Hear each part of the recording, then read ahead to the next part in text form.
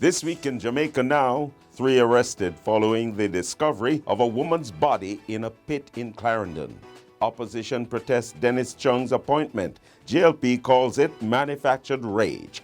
No bail for former MP Joylan Silvera, and lawmakers approve job description for members of parliament.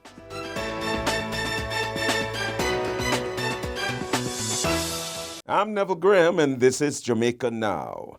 The Clarendon police have arrested 3 persons, including a woman, in relation to the murder of 19-year-old Derica Rogers. Miss Rogers was reported missing on May 27. On Sunday, several bystanders stood in shock as her body, wrapped in a sheet, was pulled from the septic tank. The Gleaner understands that a search of the property was conducted after fresh cement was found in an area around the pit. Rogers' father was reportedly at the scene and positively identified her body. The deceased woman's cell phone and bag were also found in the pit and are being treated as evidence. Rogers' family and friends had been searching for her since she had gone missing, placing several notices in public places.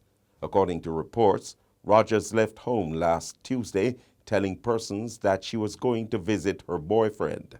She was last seen alive at the Milk River taxi stand, at least one person told the police. Over the past few months, several women who have been reported missing have been found dead, in some cases with their bodies buried by their killers. The ruling Jamaica Labour Party, JLP, has sharply criticized the People's National Party, PNP, for staging a protest against the appointment of Dennis Chung as Chief Technical Director of the Financial Investigations Division, FID. On Monday, PNP leaders gathered outside the Ministry of Finance and the Public Service in Kingston, voicing opposition to Chung's appointment. They argued that his public commentary, particularly on the Integrity Commission's 2024 report concerning Prime Minister Dr. Andrew Holness's income, compromises his credibility to lead an agency responsible for financial crime investigations. However, JLP Senator Apka Fitz-Henley stated during a press conference on Monday that Chung has not made any comments which should compel the administration to acquiesce to calls by the PNP to rescind the appointment. So, this media conference is not a defense of Dennis Chung.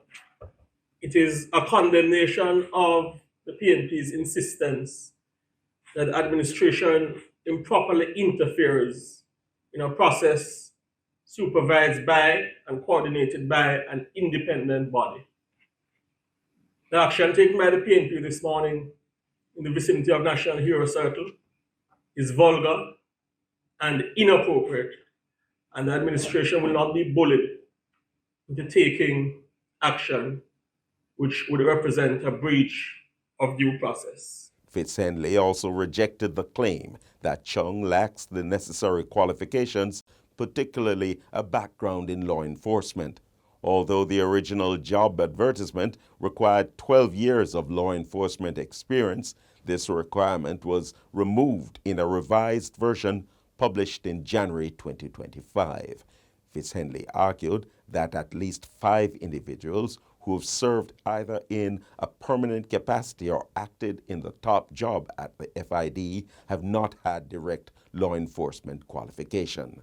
However, the requirement that the FID boss has a strong law enforcement background was in keeping with a practice that spans over 2 decades.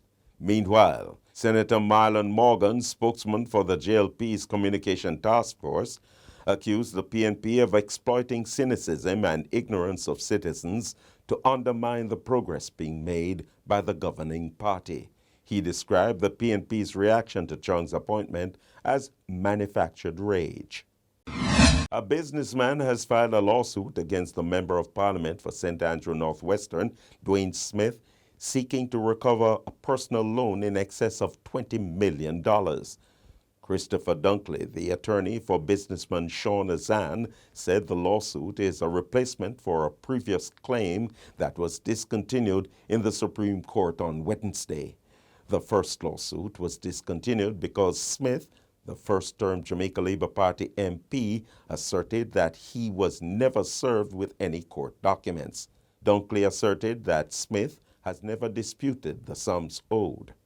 He said the loan was made some time ago and charged that Smith failed to fulfill numerous promises to repay. Smith and his attorneys declined to comment on the lawsuit. The principal of Grateful Hill Primary School and former Jamaica Labour Party councillor George Moodie has been formally charged with assault occasioning bodily harm following allegations that he assaulted a student earlier this year.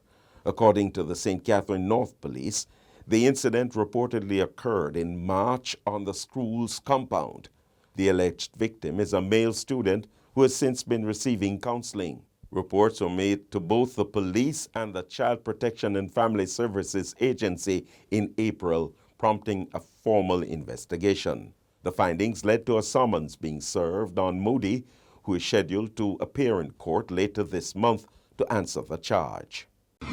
Meanwhile, ousted PNP political aspirant Lawrence Rowe has been charged by the police in connection with an incident captured in a now viral video.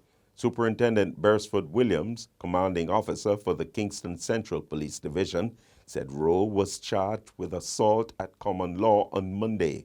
He said the charge was laid after the man in the video filed a complaint with the police. Rowe was given station bail. He was removed by the PNP as its representative in the Kingston Central constituency and replaced by retired senior cop Steve McGregor. Former People's National Party lawmaker Jolyan Silvera will remain behind bars after the Court of Appeal upheld a previous ruling denying him bail in relation to the murder of his wife, Melissa Silvera. Mr. Silvera, who has been behind bars since January 2024, appeared before the Court of Appeal on Tuesday. However, the court declined to overturn the Supreme Court's earlier decision, citing the seriousness of the allegations and the strength of the Crown's case. Justice Vivian Harris indicated that there was no compelling reason to disturb the ruling of the Supreme Court judge. Central to the court's reasoning was the alleged use of a firearm in the commission of the offense and the evidentiary weight of the Crown's submissions. Silvera's legal team, led by King's Counsel Peter Champagny and Attorney-at-Law Patrice Riley, had submitted an independent ballistic report in support of the bail application. However, Harris dismissed its impact, stating that the report amounted to just an opinion. According to police reports, Melissa Silvera was found dead at the couple's residence in Stony Hill, St. Andrew on November 10, 2023. Initial reports suggested that she died of natural causes. However, a postmortem conducted weeks later revealed that she had suffered multiple gunshot wounds. The matter is set for a trial readiness hearing on September 25, 2025, with a trial scheduled to commence on January 12, 2026. Lawmakers on both sides of the political divide on Wednesday adopted a report from a joint select committee on job descriptions and a code of conduct for members of parliament. But the question of attendance became a bone of contention during the debate. Carinthia Morrison, MP for St. Catherine Northeastern, who tabled the report, said the poor attendance by some parliamentarians is an issue that has long grabbed public attention. She noted that one of the concerns raised in the public space is that there are MPs who are absent from the sittings of the House of Representatives for weeks or months while collecting a full salary from Parliament. The government backbencher said that barring illness, chronic absence by parliamentarians from the sittings raises serious questions about the MP's commitment to carrying out their legislative duties. Anthony Hilton, MP for St. Andrew Western, indicated that while regular attendance in Parliament was important, a lawmaker's presence might not be felt if such a person does not participate in debates. But Government MP Orlando Terrelong said he found it shocking for a lawmaker to be trying to downplay the question of attendance by MPs. Several parents whose children either still or formerly attended the Phoenix Academy Jamaica have retained attorneys and filed a complaint with a major organized crime and anti-corruption agency, MOCA, over an investment program being run at the embattled institution. On Monday, the Gleaner revealed that administrative staff, parents, and students were locked out of the school after the landlord changed the locks at the gate and placed a notice there. The parent of a former student who still has ties to the school by virtue of the investment program claimed the institution has failed to pay back several $1 million demanded by its investors. The Gleaner understands that parents received email correspondence from October to December in 2023 introducing them to the investment program that began operation soon after in February 2024. Documents seen by the Gleaner indicate that parents were invited to invest in the school's 10th anniversary internal IPO. According to a letter, Phoenix Academy wanted to raise $6 million through a partnership with a named accounting firm. A table in the letter outlining proposed investments and returns indicated that $350,000 would earn $70,000 over 3 months. Similarly, $500,000 would earn $100,000 in 3 months. The returns, if annualized, would result in an 80% interest rate. Some attorneys have reportedly been trying to reach the school's principal to no avail. MOCA confirmed that it has been made aware of the matter and received a report. First Rock Real Estate Investments Limited has announced plans to regain possession of the remaining lots at its Hambani Estate Residential Complex from Sagicor Bank Jamaica. Hambani Estate is a high-priced luxury residential development that's been beset by delays.